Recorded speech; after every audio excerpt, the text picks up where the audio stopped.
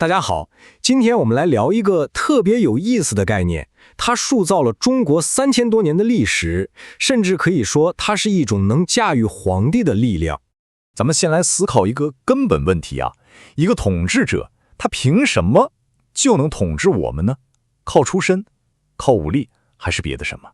你看，不同的文化有不同的答案，但古代中国的这个答案，真的既独特又深刻。好，第一部分我们就来看看这个力量到底有多厉害。要理解天命为什么这么强大，关键就在于它是一种凌驾于皇帝之上的权力。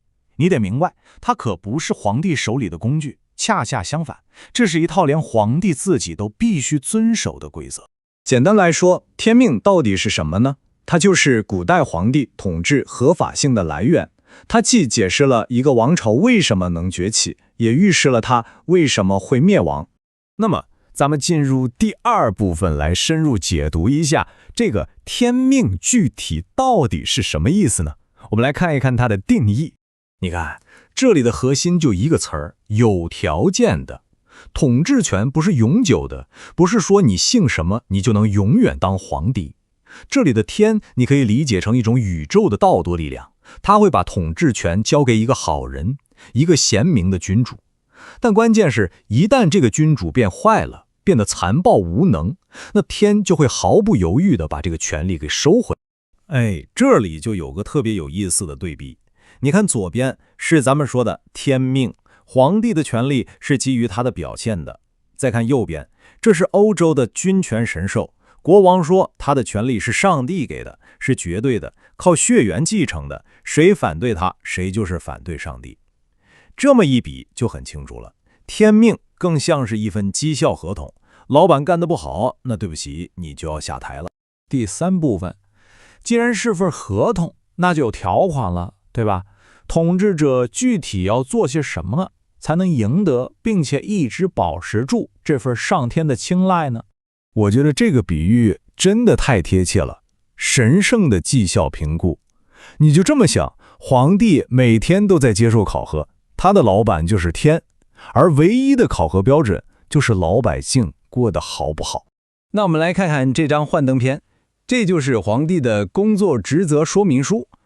你看，他不仅要管政治，还要当道德模范，小到个人品德，大到保家卫国，维护社会公平，哪项没做好，都可能在他的绩效评估上被扣分。这工作可真不好干。这句古话可以说把一切都总结了：天视自我民视，天听自我民听。说白了就是天在看什么，在听什么，他看的就是老百姓在看什么，他听的就是老百姓在听什么。老百姓幸福，天就览意；老百姓受苦，那就说明你这个统治者已经失去天命了。好了，第四部分，那如果一个统治者在这场绩效评估里不及格会怎么样呢？天不会直接发一封解雇信，而是会通过一系列非常非常清晰的信号来警告你。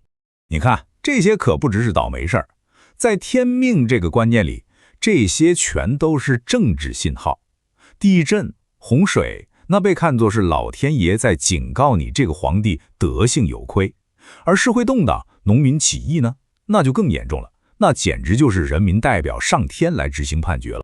接下来是第五部分，那么这种思想给中国历史留下了什么呢？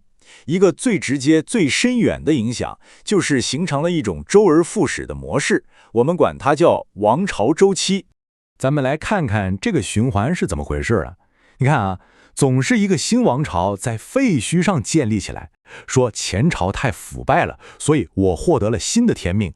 然后国家会有一段和平繁荣的好日子，但时间一长，统治者开始懈怠，腐败又出现了，接着天灾人祸一起来，最后一场正义的叛乱推翻旧王朝，开启下一个循环。这剧本啊，可以说重复上演了几千年。而且啊，这可不只是一个理论，它第一次被系统地用在政治上，就是周朝推翻商朝的时候。周朝的人说商纣王太残暴了，失去了天命，所以我们是替天行道。这么一来，就为后来的王朝更迭开了个头，立了个规矩。好了，敲黑本，重点来了。天命思想里最具颠覆性的一点到底是什么？就是它赋予了人民一种反抗暴君的神圣革命权。它等于是在说，最终的裁决权在人民手里。如果皇帝干不好他的工作，那么人民就有权利，甚至是有责任去推翻他。这就引出了我们最后的一个问题，一个值得我们所有人思考的问题。虽然天命是个很古老的观念了，但它背后的核心思想，也就是说，一个统治的合法性，最终是看他为人民服务的怎么样。这个想法放到今天来看，这种来自人民的授权，是不是仍然是决定一个领导人成败的关键力量呢？